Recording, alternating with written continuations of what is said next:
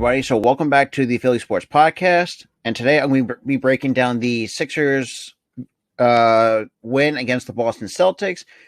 So before we get started, I want to make sure you guys hit the like button. Make sure you're subscribed with the notification bell on. And before I go into the start this video, if you're not following my podcast, I'll make sure I'll have that linked in the description. Because I have a special guest coming very soon. If you're a Phillies fan, you probably wouldn't know who it is, but his name's Kevin Franzen, so I'm going to have him on for an episode of on my podcast. So make sure you go follow that on Spotify.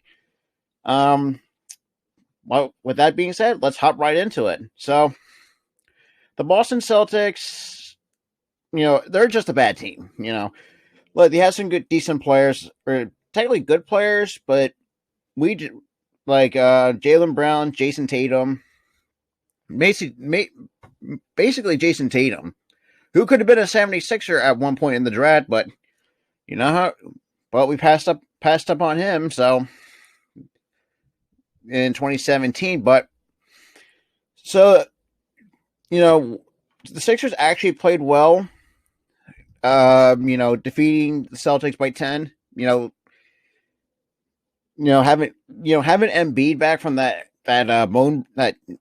bruised knee, or technically they're labeled as a bone bruise, but that really helped.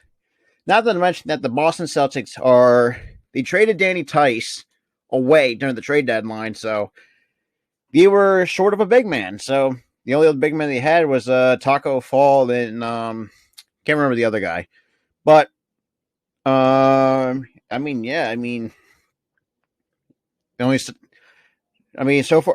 obviously the starting five was pretty much the same throughout the year. Danny Green, Tobias Harris, Joel Embiid at center, and Seth Curry and Ben Simmons are at the guards. So obviously the Sixers won this game 106 to 96. Which that improves the record to 35-16, which puts I think ties him with the Brooklyn Nets it technically puts him in a tie with Brooklyn and for first place in the East. But Friday we have the Pelicans at 8:00. So I might do a post game breakdown for that game as well. But one game I'm looking forward to for the Sixers is the Brooklyn game. It's time to put them to the test. Even though Harden's now out for 10 days, that's not the first time that we have to play not say like a shorthanded Brooklyn Nets, but I think we can beat the Nets with the guys that we have now. And, a lot of Sixers fans are getting a lot of Ben Simmons because he's not being more aggressive post All-Star game break or post All-Star break. Simmons needs to break out of his shell. He needs to be more aggressive. He only finished the night with 12 points. Danny Green, I don't know if you watch any of my earlier videos. I kind of say, why not just trade Danny Green when he was not, he was kind of stinking a little bit. But I kind of took that back in his recent stretch of games. He's nothing but short of amazing, especially from three, and some of those threes are really coming in clutch when you really need it. Tobias Harris kind of struggled a little. Tobias Harris had an off night. He finished with 10 points, and then you got Joel Embiid, coming back from that bone bruise. Like I said, do I think he's going to win the MVP? Probably not. Not based on the fact that he missed a good chunk amount of games. But I think next year, hopefully he can stay healthy.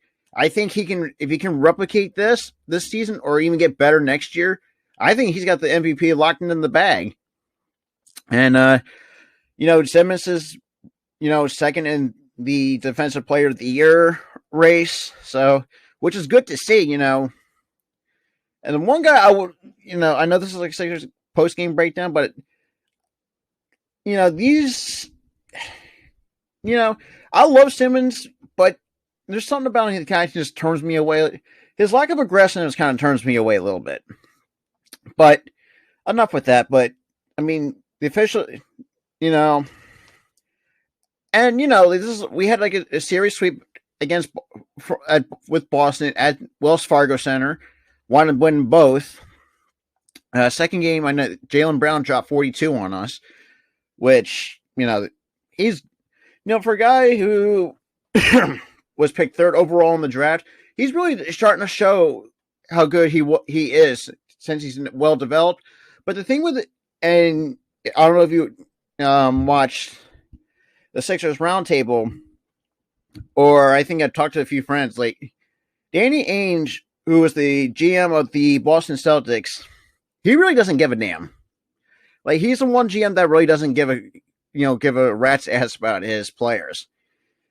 And, and Celtics fans are going on like, they want Brad Stevens out of there. They want Jason Tatum, to walk out on Boston. Like, I mean, their fan base is in shambles. But enough of the side. But, I mean, we all knew that the Sixers were going to win anyway. Even with Embiid, the Celtics are not as good as they once were. Not to mention the fact they were short a big man, like I mentioned earlier. Obviously,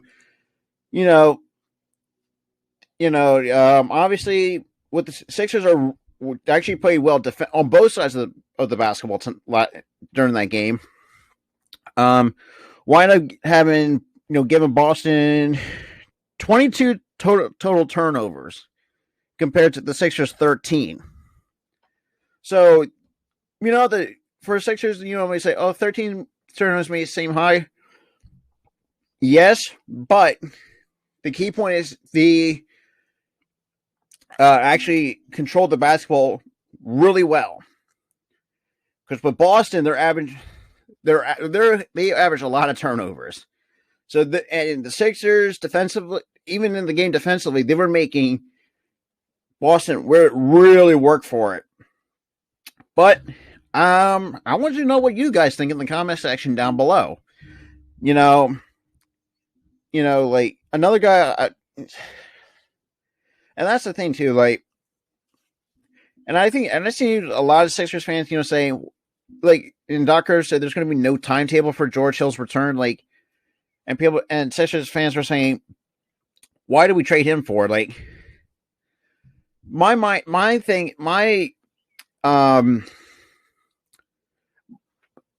perspective is that we don't have like a veteran point guard. Yes, I mean we got Simmons, but he's not an actual.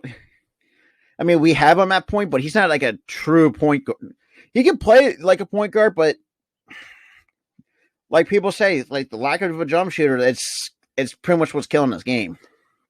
But I think having George Hill, I think really does would help, especially with, and he's a good 3-point shooter too. There's no no doubt about it.